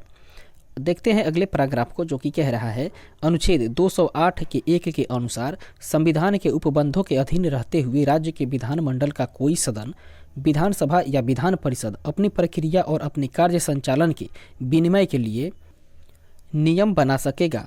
साथ ही अनुच्छेद 208(2) के अनुसार जब तक खंड 1 के अधीन नियम नहीं बनाए जाते हैं तब तक इस संविधान के प्रारंभ से ठीक पहले तत्स्थानीय प्रांत के विधानमंडल के संबंध में जो प्रक्रिया के नियम और अस्थायी आदेश प्रवृत्त थी उस राज्य के विधानमंडल के संबंध में प्रभावी होंगे। इसके अतिरिक्त अनुच्छेद 209 के तहत राज्य का विधानमंडल वित्तीय कार्य को समय से पूरा करने के उद्देश्य से किसी वित्तीय विषय से संबंधित सदन या सदनों की प्रक्रिया और कार्य संचालन का विनिमय विधि के द्वारा कर सकता है। साथ ही जब किसी विशिष्ट विषय पर राज्य विधानमंडल के पास कोई नियम नहीं होता तो उस विषय पर वह लोकसभा के नियम का पालन करता है। इस तरीके से आगे बढ़ते हैं और देखते हैं अगले प्रश्न को। 39 नंबर प्रश्न कह रहा है, मध्य प्रदेश विधानसभा की कार्यवाही का सही क्रम क्या है। दोस्तों, सही क्रम की बात करें तो वो हो जाएगा पहले शपथ या प्रतिज्ञान, उसके बाद में हो जाएगा दोस्तों राज्यपाल का अभिभाषण, उसके बाद होगा मंत्रियों का परिचय और अंत में हो जाएगा निधन संबंधी उल्लेख। अर्थात पहले हो जाएगा 3, उसके बाद 2, उसके बाद 4 और उसके बाद 1। इसका राइट आंसर होगा ऑप्शन नंबर बी। आगे बढ़ते हैं और देखते हैं इसके डिस्क्रिप्शन को, जो कि कह रहा है, विधानसभा की कार्यवाही में प्रथम सत्र में पहले शपथ या प्रतिज्ञान, फिर राज्यपाल का अभिभाषण और फिर मंत्रियों का परिचय होता है तथा उसके पश्चात पूर्व वर्तमान सदस्यों के निधन संबंधी उल्लेख के साथ उन्हें श्रद्धांजलि दी जाती है। आगे बढ़ते हैं 40 नंबर प्रश्न, जो कि कह रहा है, राज्य विधानमंडल की बैठक आयोजित करने के लिए कोरम अर्थात गणपूर्ति क्या है। दोस्तों, इसका कोरम या गणपूर्ति जो है वो 10 सदस्य या कुल सदस्यता का 10वां हिस्सा जो भी अधिक हो। ऑप्शन नंबर डी इसका राइट आंसर हो जाएगा। इसके डिस्क्रिप्शन को देखें जो कि कह रहा है संविधान के अनुच्छेद 189(3) के अनुसार जब तक राज्य का विधानमंडल विधि द्वारा अन्यथा उपबंध न करे तब तक राज्य के विधानमंडल के किसी सदन का अधिवेशन गठित करने के लिए कोरम अर्थात गणपूर्ति 10 सदस्य या सदन के सदस्यों की कुल संख्या का 10वां भाग इसमें से जो भी अधिक हो वो होगी। इस तरीके से आगे बढ़ते हैं, देखते हैं 41 नंबर प्रश्न कह रहा है राजस्थान विधानसभा की प्रक्रिया तथा कार्य संचालन संबंधी नियमों के अनुसार निम्नलिखित में से कौन से विभाग के प्रकलन या प्रकलन समिति क के नियंत्रणाधीन नहीं है। इसका राइट आंसर हो जाएगा गृह विभाग, ऑप्शन नंबर बी इसका सही आंसर होगा। इसके डिस्क्रिप्शन को देखें जो कि कह रहा है राजस्थान विधानसभा की प्रक्रिया तथा कार्य संचालन संबंधी नियमों के अनुसार प्रश्नगत विभागों में से सार्वजनिक निर्णय विभाग, शिक्षा विभाग और वित्त विभाग के प्रकलन समिति क 1 के नियंत्रणाधीन है, जबकि गृह विभाग के प्रकलन समिति ख बी के नियंत्रणाधीन है। आगे बढ़ते हैं, देखते हैं अगले प्रश्न को 42 नंबर प्रश्न जो कि कह रहा है राज्य विधानसभा निम्नलिखित में से किसके निर्वाचन में भाग लेती है। पहला है दोस्तों राष्ट्रपति के निर्वाचन में और दूसरा है भारत के उपराष्ट्रपति के निर्वाचन में, तीसरा है राज्यसभा के सदस्यों के और चौथा है दोस्तों राज्य विधान परिषद के सदस्यों के निर्वाचन में। तो इसका राइट आंसर हो जाएगा राष्ट्रपति और उसके बाद में राज्यसभा के सदस्य और उसके बाद में राज्य विधानसभा के सदस्यों, अर्थात ऑप्शन नंबर बी इसका राइट आंसर हो जाएगा 1, 3 और 4। आगे बढ़ते हैं और देखते हैं इसके डिस्क्रिप्शन को जो कि कह रहा है राज्य विधानसभा भारत के राष्ट्रपति अनुच्छेद 54 ख, राज्यसभा के सदस्यों अनुच्छेद 80(4) तथा राज्य विधान परिषद के सदस्यों अनुच्छेद 171(3) घ के निर्वाचन में भाग लेती है। अनुच्छेद 66(1) के तहत भारत के उपराष्ट्रपति का निर्वाचन संसद के दोनों सदनों राज्यसभा और लोकसभा के सदस्यों द्वारा अनुपातिक प्रतिनिधित्व पद्धति के अनुसार एकल संक्रमणीय मत द्वारा किया जाता है। 43 नंबर प्रश्न जो कि कह रहा है राज्य की संचित निधि का संचालन किया जाता है। दोस्तों राज्य की संचित निधि का संचालन किया जाता है, उपयुक्त में से कोई नहीं दिया हुआ है, ऑप्शन नंबर डी इसका राइट आंसर होगा। इसका जो है दोस्तों राज्य की संचित निधि का संचालन जो है वो राज्य विधानमंडल के द्वारा किया जाता है, जो कि ऑप्शंस में नहीं दिए हुए हैं। इस तरीके से आगे बढ़ते हैं और देखते हैं 44 नंबर प्रश्न जो कि कह रहा है निम्नलिखित में से कौन एक राज्य की आकस्मिक निधि की स्थापना के लिए उत्तरदायी है। वो है दोस्तों किसी राज्य का विधानमंडल, ऑप्शन नंबर ए इसका सही आंसर हो जाएगा। इसके डिस्क्रिप्शन को देखें जो कि कह रहा है भारतीय संविधान के अनुच्छेद 267(2) के अनुसार राज्य का विधानमंडल विधि द्वारा अग्रदायक या अग्रदाय के स्वरूप की एक आकस्मिकता निधि की स्थापना कर सकेगा, जो राज्य की आकस्मिकता निधि के नाम से ज्ञात होगी, जिसमें ऐसी विधि द्वारा अवधारित राशियां समय समय पर जमा की जाएगी और अनवेक्षित व्यय का अनुच्छेद 205 या अनुच्छेद 206 के अधीन राज्य के विधानमंडल द्वारा विधि द्वारा प्राधिकृत किया जाना लंबित रहने तक ऐसी निधि में से ऐसे व्यय की पूर्ति के लिए अग्रिम धन देने हेतु राज्यपाल को समर्थन या समर्थ बनाने के लिए यह निधि राज्यपाल के व्ययनाधीन रखी जाएगी। आगे बढ़ते हैं और देखते हैं 45 नंबर प्रश्न जो कि कह रहा है भारतीय संविधान के अनुच्छेद 162 के शीर्षक के संबंध में निम्नलिखित में से कौन सा सही है। दोस्तों इसका राइट आंसर हो जाएगा ऑप्शन नंबर डी इसका सही आंसर हो जाएगा, अर्थात राज्य की कार्यपालिका शक्ति का विस्तार। इसके डिस्क्रिप्शन को देखें जो कि कह रहा है भारतीय संविधान का अनुच्छेद 162 राज्य की कार्यपालिका शक्ति के विस्तार संबंधी उपबंध करता है। इस अनुच्छेद के अनुसार इस संविधान के उपबंधों के अधीन रहते हुए किसी राज्य की कार्यपालिका शक्ति का विस्तार उन विषयों पर होगा जिनके संबंध में उस राज्य के विधानमंडल की विधि बनाने की शक्ति है। इस तरीके से 46 नंबर प्रश्न जो कि कह रहा है धन विधेयक के अतिरिक्त एक विधेयक जो विधानसभा ने प्रथम बार पारित कर दिया हो विधान परिषद में कितने माह तक पड़ा रह सकता है। दोस्तों वो पड़ा रह सकता है 3 माह से अधिक तक नहीं, ऑप्शन नंबर सी इसका राइट आंसर हो जाएगा। आगे बढ़ते हैं और देखते हैं इसके डिस्क्रिप्शन को जो कि कह रहा है भारतीय संविधान के अनुच्छेद 197 के तहत धन विधेयकों से भिन्न विधेयकों के बारे में विधान परिषद की शक्तियों पर निर्वर्धन का प्रावधान है। अनुच्छेद 197(1) ख के अनुसार धन विधेयक के अतिरिक्त एक विधेयक जिसे विधानसभा ने प्रथम बार पारित कर दिया हो विधान परिषद के समक्ष विधेयक रखे जाने की तारीख से 3 माह से अधिक तक नहीं रोका जा सकता है। आगे बढ़ते हैं, देखते हैं 47 नंबर प्रश्न जो कि कह रहा है विधान परिषद के किसी साधारण विधेयक को निम्नलिखित में से किस अवधि तक रोक सकती है। इसका राइट आंसर हो जाएगा ऑप्शन नंबर बी अर्थात 4 महीनों तक। इसके डिस्क्रिप्शन को देखें जो कि कह रहा है संविधान के अनुच्छेद 197 के तहत धन विधेयक से भिन्न विधेयक साधारण विधेयक को विधान परिषद प्रथम बार 3 माह तक तथा विधानसभा द्वारा पुनः पारित किए जाने पर 1 माह तक, इस प्रकार कुल मिलाकर के 4 महीने तक ही रोक सकती है। इसके बाद में धन विधेयक को विधान परिषदों को 14 दिनों की अवधि के भीतर लौटाना होता है। 48 नंबर प्रश्न जो कि कह रहा है राज्य में धन विधेयक अर्थात मनी बिल प्रस्तुत किया जा सकता है। इसका राइट आंसर हो जाएगा केवल विधानसभा में, ऑप्शन नंबर सी इसका सही आंसर होगा। अर्थात राज्य में धन विधेयक जो है वो केवल विधानसभा में ही प्रस्तुत किया जा सकता है, ऑप्शन नंबर सी इसका राइट आंसर होगा। इसके डिस्क्रिप्शन को देखें जो कि कह रहा है राज्य में धन विधेयक अर्थात मनी बिल केवल विधानसभा में प्रस्तुत किया जा सकता है। संविधान के अनुच्छेद 198(1) के अनुसार धन विधेयक विधान परिषद में पुनः स्थापित नहीं किया जाएगा। आगे बढ़ते हैं 49 नंबर प्रश्न जो कि कह रहा है यदि बजट विधानसभा में पुनः स्थापित होने के पूर्व खुल जाए तो क्या होगा। इसका सही आंसर हो जाएगा दोस्तों वित्त मंत्री को त्यागपत्र देना होगा, ऑप्शन नंबर सी इसका राइट आंसर हो जाएगा। इस तरीके से आगे बढ़ते हैं और देखते हैं इसके डिस्क्रिप्शन को जो कि कह रहा है राज्य के बजट को तैयार करने का कार्य वित्त मंत्री और संबंधित मंत्रालय के अधिकारी करते हैं। मंत्री अपने पद पर नियुक्त होने से पूर्व पद एवं गोपनीयता की शपथ लेते हैं। यदि बजट विधानमंडल में प्रस्तुत करने से पूर्व खुल जाए तो गोपनीयता का उल्लंघन होने के कारण वित्त मंत्री को व्यक्तिगत जिम्मेवारी लेते हुए पद से त्यागपत्र देना पड़ सकता है या पद से जो त्याग पत्र है उसको दे देना होगा। आगे बढ़ते हैं और देखते हैं 50 नंबर प्रश्न जो कि कह रहा है राज्य विधानसभा में कोई भी धन विधेयक पुनः स्थापित नहीं किया जा सकता बगैर राज्य के राज्यपाल की संस्तुति के, ऑप्शन नंबर बी इसका सही आंसर होगा। आगे बढ़ते हैं, देखते हैं इसके डिस्क्रिप्शन को जो कि कह रहा है संविधान के अनुच्छेद 207(1) के तहत अनुच्छेद 199 के खंड 1 के उपखंड क से च तक के प्रावधानों वाला कोई भी विधेयक अर्थात धन विधेयक राज्य विधानसभा में बगैर संबंधित राज्य के राज्यपाल की संस्तुति के पुनः स्थापित नहीं किया जा सकता है।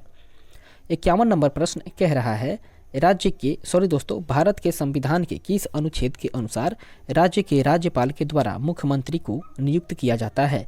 इसका राइट आंसर हो जाएगा अनुच्छेद 164 के तहत, ऑप्शन नंबर बी इसका सही आंसर होगा। इसके डिस्क्रिप्शन को देखें जो कि कह रहा है भारतीय संविधान के अनुच्छेद 164(1) के अनुसार मुख्यमंत्री की नियुक्ति राज्यपाल करेगा और अन्य मंत्रियों की नियुक्ति राज्यपाल मुख्यमंत्री की सलाह पर करेगा।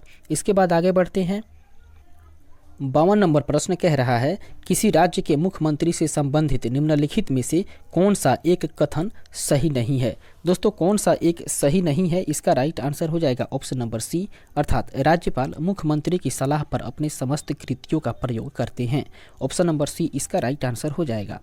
इसके डिस्क्रिप्शन को देखें जो कि कह रहा है भारतीय संविधान के अनुच्छेद 163(1) के अनुसार जिन बातों में इस संविधान के द्वारा या इसके अधीन राज्यपाल से यह अपेक्षित है कि वह अपने कृत्यों या उनमें से किसी को अपने विवेकानुसार करे, उन बातों को छोड़कर राज्यपाल को अपने कृत्यों का प्रयोग करने में सहायता और सलाह देने के लिए एक मंत्री परिषद होगी जिसका प्रधान मुख्यमंत्री होगा। स्पष्टतः राज्यपाल अपने विवेकाधीन कृत्यों का प्रयोग मुख्यमंत्री की सलाह के बगैर कर सकता है। आगे बढ़ते हैं, देखते हैं 53 नंबर प्रश्न जो कि कह रहा है राज्यों में मुख्यमंत्री सहित मंत्री परिषद में मंत्रियों की न्यूनतम संख्या क्या हो सकती है। इसका सही आंसर होगा ऑप्शन नंबर बी अर्थात 12 हो सकती है। आगे बढ़ते हैं, देखते हैं इसके डिस्क्रिप्शन को जो कि कह रहा है भारतीय संविधान के अनुच्छेद 164(1) में मंत्री परिषद में मंत्रियों की संख्या के बारे में उपबंध है। इसके अनुसार किसी राज्य की मंत्री परिषद में मुख्यमंत्री सहित मंत्रियों की कुल संख्या उस राज्य की विधानसभा के सदस्यों की कुल संख्या के 15% से अधिक नहीं होगी, परंतु किसी राज्य में मुख्यमंत्री सहित मंत्रियों की वह संख्या 12 से कम नहीं होगी। आगे बढ़ते हैं 54 नंबर प्रश्न जो कि कह रहा है मुख्यमंत्री से संबंधित निम्नलिखित कथनों में से कौन सा एक सही नहीं है। इसका राइट आंसर हो जाएगा ऑप्शन नंबर ए अर्थात वह साधारणतः राज्यपाल के द्वारा चयनित होता है। आगे बढ़ते हैं और देखते हैं इसके डिस्क्रिप्शन को जो कि कह रहा है भारतीय संविधान के अनुच्छेद 164(1) के अनुसार मुख्यमंत्री की नियुक्ति राज्यपाल करेगा और अन्य मंत्रियों की नियुक्ति राज्यपाल मुख्यमंत्री की सलाह पर करेगा। अतः स्पष्ट है कि राज्यपाल मुख्यमंत्री की औपचारिक नियुक्ति करता है, न कि उसका चयन करता है। इस प्रकार से विकल्प ए में प्रस्तुत कथन सही नहीं है, अन्य जो प्रश्नगत कथन है वो बिल्कुल सही है। इस तरीके से आगे बढ़ते हैं और देखते हैं 55 नंबर प्रश्न, जो कि कह रहा है बिना विधानसभा का सदस्य निर्वाचित हुए कोई मंत्री किस समय तक पद पर बना रह सकता है। इसका राइट आंसर होगा ऑप्शन नंबर बी, अर्थात 6 महीनों तक। आगे बढ़ते हैं और देखते हैं इसके डिस्क्रिप्शन को, जो कि कह रहा है संविधान के अनुच्छेद 164(4) में प्रावधानित है कि कोई मंत्री जो निरंतर 6 माह की किसी अवधि तक राज्य के विधानमंडल का सदस्य नहीं है, उस अवधि की समाप्ति पर मंत्री नहीं रहेगा। अतः राज्य मंत्री परिषद का सदस्य बिना राज्य विधानमंडल का सदस्य बने 6 माह तक अपने पद पर रह सकता है, और यदि वह 6 माह के अंदर विधानमंडल का सदस्य नहीं बन पाता तो उसे त्यागपत्र देना पड़ेगा। इस तरीके से आगे बढ़ते हैं और देखते हैं 56 नंबर प्रश्न, जो कि कह रहा है निम्नलिखित कथनों पर विचार करिए। पहला कथन कह रहा है भारत के संविधान के अनुसार कोई भी ऐसा व्यक्ति जो मतदान के लिए योग्य है किसी राज्य में 6 माह के लिए मंत्री बनाए जा सकते हैं तब भी जबकि वह उस राज्य के विधानमंडल का सदस्य नहीं है। इस तरीका से ये कथन गलत है।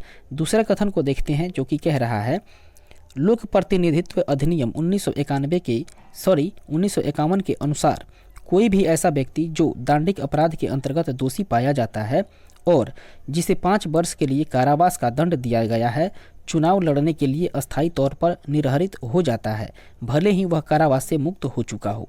इस तरीके से ये कथन भी बिल्कुल गलत है और बताना है कि इसमें से कौन सा कथन सही है। तो दोनों के दोनों कथन गलत है, तो इसका राइट आंसर होगा ऑप्शन नंबर डी, अर्थात न तो कथन 1 सही है और ना ही कथन 2। इस तरीके से देखते हैं इसके डिस्क्रिप्शन को, जो कि कह रहा है भारतीय संविधान के अनुच्छेद 164(4) के प्रावधानों के तहत कोई व्यक्ति राज्य विधानमंडल का सदस्य न होने पर भी 6 माह की अवधि के लिए मंत्री बनाया जा सकता है। साथ ही अनुच्छेद 173 के अनुसार कोई भी व्यक्ति किसी राज्य के विधानमंडल के किसी स्थान को भरने के लिए चुने जाने के लिए तभी अर्हित होगा जब वह भारत का नागरिक है तथा निर्वाचन आयोग के द्वारा इस निमित्त प्राधिकृत किसी व्यक्ति के समक्ष तीसरी अनुसूची में इस उद्देश्य के लिए दिए गए प्रारूप के अनुसार शपथ लेकर हस्ताक्षर करता है। दूसरा है वह विधानसभा के स्थान के लिए कम से कम 25 वर्ष की आयु का और विधान परिषद के स्थान के लिए कम से कम 30 वर्ष की आयु का है।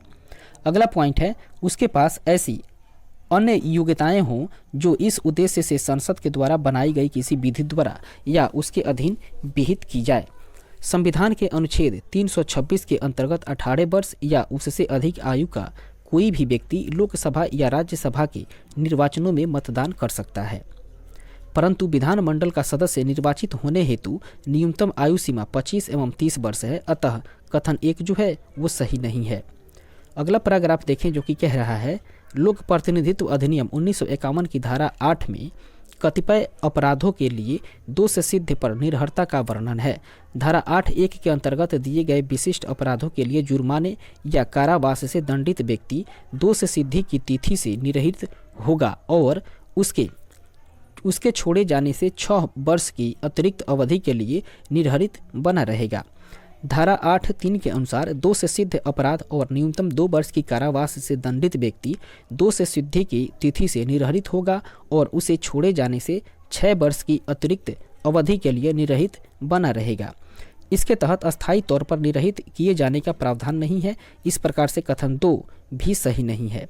आगे बढ़ते हैं 57 नंबर प्रश्न, जो कि कह रहा है राज्य सरकार के मंत्रियों के वेतन एवं भत्ते का निर्धारण किया जाता है। इसका राइट आंसर हो जाएगा राज्य विधानसभा के द्वारा, ऑप्शन नंबर डी इसका सही आंसर हो जाएगा। अर्थात राज्य सरकार के मंत्रियों की वेतन एवं भत्तों का निर्धारण अनुच्छेद 164(5) के तहत राज्य विधानमंडल द्वारा विधि बना करके किया जाता है। आगे बढ़ते हैं, देखते हैं 58 नंबर प्रश्न, जो कि कह रहा है निम्न में से मुख्यमंत्री की संवैधानिक कर्तव्यों का दिए गए कूट की सहायता से चयन करिए। दोस्तों इसका पहले हम लोग कथन को देखते हैं। पहला कह रहा है मुख्यमंत्री राज्य के कार्यों के प्रशासन संबंधी विनिश्चय राज्यपाल को संसूचित करता है, जो कि बिल्कुल सही है। उसके बाद में दूसरा कह रहा है मुख्यमंत्री विधान विषयक प्रस्तावनाओं के बारे में राज्यपाल को संसूचित करता है, जो कि बिल्कुल सही कथन है। इसके बाद वाले सही कथन को देखें तो कथन 4 जो है वो सही हो जाएगा, जो कि कह रहा है प्रधानमंत्री किसी विषय को जिस पर किसी मंत्री ने विनिश्चय कर लिया है किंतु मंत्रिपरिषद ने विचार नहीं किया है, राज्यपाल द्वारा अपेक्षा किए जाने पर परिषद के समक्ष रखवाता है। अर्थात 1, 2 और 4 कथन सही हो रहा है। ऑप्शन नंबर डी इसका राइट आंसर होगा। इस तरीके से आगे बढ़ते हैं और देखते हैं इसके डिस्क्रिप्शन को, जो कि कह रहा है संविधान के अनुच्छेद 167 में उल्लेखित है कि मुख्यमंत्री का कर्तव्य होगा कि वह राज्य के कार्यों के प्रशासन संबंधी और विधान विषयक प्रस्तावनाओं संबंधी मंत्रिपरिषद के सभी विनिश्चय राज्यपाल को संसूचित करे। राज्य के कार्यों के प्रशासन संबंधी और विधान विषयक प्रस्तावनाओं संबंधी जो जानकारी राज्यपाल मांगे वह दे तथा किसी विषय को जिस पर किसी मंत्री ने विनिश्चय कर दिया है किंतु मंत्रिपरिषद ने विचार नहीं किया है, राज्यपाल द्वारा अपेक्षा की जाने पर मंत्रिपरिषद के समक्ष विचार के लिए रखें। मुख्यमंत्री का राष्ट्रीय विकास परिषद की बैठक में भाग लेना संवैधानिक कर्तव्य न होकर के प्रशासनिक कर्तव्य है। आगे बढ़ते हैं, देखते हैं 59 नंबर प्रश्न, जो कि कह रहा है संविधान का वह कौन ऐसा अनुच्छेद मुख्यमंत्री के दायित्वों को परिभाषित करता है। इसका राइट आंसर हो जाएगा ऑप्शन नंबर डी अर्थात अनुच्छेद 167। आगे बढ़ते हैं 60 नंबर प्रश्न, जो कि कह रहा है जम्मू एवं कश्मीर के मुख्यमंत्री की कार्य अवधि होती है। दोस्तों जम्मू और कश्मीर के मुख्यमंत्री की कार्य अवधि की बात करें तो वो होता है 5 वर्ष का। ऑप्शन नंबर बी इसका राइट आंसर हो जाएगा। इसका डिस्क्रिप्शन जो कि कह रहा है जम्मू एवं कश्मीर राज्य की विधानसभा का कार्यकाल 6 वर्षों का होता था और विधानसभा में बहुमत दल का नेता ही मुख्यमंत्री बनता है और वह तब तक पद पर रहता है जब तक उसे विधानसभा ने बहुमत का समर्थन प्राप्त रहता है। अतः मुख्यमंत्री का कार्यकाल निश्चित नहीं होता, परंतु इसे सामान्यतः विधानसभा के कार्यकाल तक माना जा सकता है। ज्ञातव्य है कि जम्मू एवं कश्मीर पुनर्गठन अधिनियम 2019 के अनुसार वर्तमान में जम्मू एवं कश्मीर संघ राज्य क्षेत्र की विधानसभा का कार्यकाल 5 वर्ष प्रावधानित है। आगे बढ़ते हैं नेक्स्ट क्वेश्चन 61 नंबर प्रश्न कह रहा है भारत के किस राज्य में सर्वप्रथम महिला मुख्यमंत्री हुई थी। इसका राइट आंसर हो जाएगा ऑप्शन नंबर ए अर्थात उत्तर प्रदेश राज्य में। इसका डिस्क्रिप्शन को देखें जो कि कह रहा है सुचिता कृपलानी अर्थात सुचिता कृपलानी भारत के किसी भी राज्य के मुख्यमंत्री बनने वाली प्रथम महिला थी। वे 1963 ईस्वी में उत्तर प्रदेश राज्य की चौथी मुख्यमंत्री बनी थी। इस तरीके से 62 नंबर प्रश्न को देखें, कह रहा है भारत की पहली महिला मुख्यमंत्री कौन थी। दोस्तों भारत की पहली महिला मुख्यमंत्री बनी थी सुचिता कृपलानी। ऑप्शन नंबर बी इसका राइट आंसर हो जाएगा। 63 नंबर प्रश्न को देखें जो कि कह रहा है निम्नलिखित कथनों पर विचार कीजिए। पहला कथन है किसी राज्य में मुख्य सचिव को उस राज्य के राज्यपाल द्वारा नियुक्त किया जाता है, जो कि बिल्कुल सही कथन है। दूसरा है राज्य में मुख्य सचिव का नियत कार्यकाल होता है, जो कि कथन गलत है। इस तरीके से देखते हैं सही कथन केवल एक हो रहा है, तो ऑप्शन नंबर ए इसका राइट आंसर हो जाएगा। इसके डिस्क्रिप्शन को देखें जो कि कह रहा है राज्य के मुख्य सचिव की नियुक्ति उस राज्य के राज्यपाल द्वारा की जाती है। सामान्यतः उसकी नियुक्ति प्रशासनिक पदों पर कार्य के विशद अनुभव, प्रशासनिक प्रतिष्ठा एवं वरीयता आदि के आधार पर की जाती है। मुख्य सचिव का कार्यकाल निश्चित नहीं है। देखते हैं 64 नंबर प्रश्न को जो कि कह रहा है राज्य सचिवालय के प्रशासन में मंत्रिमंडल को जाने वाली सभी नियुक्तियां किसके माध्यम से भेजी जानी आवश्यक है। इसका राइट आंसर हो जाएगा मुख्य सचिव। ऑप्शन नंबर डी इसका सही आंसर होगा। इसका डिस्क्रिप्शन जो कि कह रहा है राज्य सचिवालय के प्रशासन में मंत्रिमंडल को जाने वाली सभी नियुक्तियां अर्थात फाइल्स मुख्य सचिव के माध्यम से भेजी जानी आवश्यक है, क्योंकि वह मंत्रिमंडल के समक्ष आने वाली कार्यों का प्रभारी होता है। इसके अतिरिक्त वह सामान्य प्रशासन विभाग के शासन का सचिव है तथा शासन के समस्त सचिवों का प्रमुख भी होता है। आगे बढ़ते हैं, देखते हैं 65 नंबर प्रश्न जो कि कह रहा है 1992 ईस्वी में अयोध्या घटना के पश्चात कुछ प्रदेशों में विधानसभाएं भंग कर दी गई थी। नीचे लिखे प्रदेशों में से किसकी विधानसभा भंग नहीं की गई थी। इसका राइट आंसर हो जाएगा ऑप्शन नंबर डी अर्थात बिहार की विधानसभा को भंग नहीं किया गया था। इसके डिस्क्रिप्शन को देखते हैं जो कि कह रहा है 6 दिसंबर 1992 ईस्वी को अयोध्या घटना के पश्चात भाजपा शासित उत्तर प्रदेश, मध्य प्रदेश, हिमाचल प्रदेश एवं राजस्थान राज्यों की विधानसभाएं भंग कर दी गई थी, जबकि बिहार विधानसभा भंग नहीं की गई थी। बिहार में 1980 ईस्वी के बाद से 1995 ईस्वी में राष्ट्रपति शासन लागू हुआ था। इस प्रकार से सही विकल्प जो है वो डी हो जाएगा। आगे बढ़ते हैं 66 नंबर प्रश्न, जो कि कह रहा है निम्न राज्यों में से किस एक ने मुसलमानों के लिए नौकरी तथा शिक्षा में प्रवेश हेतु आरक्षण प्रस्तावित किया है? वह है दोस्तों Andhra Pradesh. Option number A इसका सही आंसर हो जाएगा। इसके डिस्क्रिप्शन को देखें, जो कि कह रहा है वर्ष 2004 ईस्वी में आंध्र प्रदेश सरकार द्वारा मुसलमानों के लिए नौकरी तथा शिक्षा में प्रवेश हेतु आरक्षण लागू किया गया था, जिस पर उच्च न्यायालय द्वारा रोक लगा दी गई थी। 2007 ईस्वी में आंध्र प्रदेश सरकार ने इस आरक्षण को 4% करते हुए, ताकि कुल आरक्षण 50% की सीमा में रहे, पुनः आरक्षण लागू किया था, जिसे यद्यपि पुनः उच्च न्यायालय ने खारिज कर दिया था। तथापि मार्च 2010 ईस्वी में सर्वोच्च न्यायालय के द्वारा अंतरिम निर्णय देते हुए इस आरक्षण को स्वीकृति प्रदान कर दी गई थी तथा सर्वोच्च न्यायालय में अब यह मामला संविधान पीठ के समक्ष लंबित है। वर्ष 2017 में तेलंगाना राज्य की विधायिका द्वारा मुसलमानों के लिए आरक्षण को 4% से बढ़ाकर के 12% करने हेतु विधेयक पारित किया गया था, जिसे लागू नहीं किया जा सका है। आगे बढ़ते हैं, देखते हैं 67 नंबर प्रश्न को, जो कि कह रहा है भारत में कौन एकमात्र राज्य है जहां सामान्य या कॉमन सेवा सिविल कोड लागू है? इसका सही आंसर हो जाएगा गोवा। ऑप्शन नंबर डी इसका सही आंसर होगा गोवा।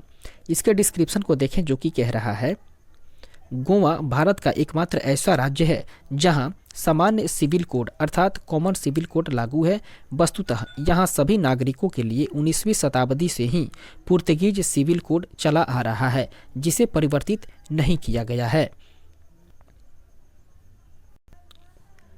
इस तरीके से यहाँ पे हम लोग कंप्लीट करते हैं आज के सेशन को। आज के सेशन में इतना ही प्रश्न पूछा गया था इस चैप्टर से, उसको हम लोग कंप्लीट करते हैं और फिर मिलेंगे हम लोग अगले सेशन में एक अगले नए टॉपिक के साथ। तब तक के लिए धन्यवाद।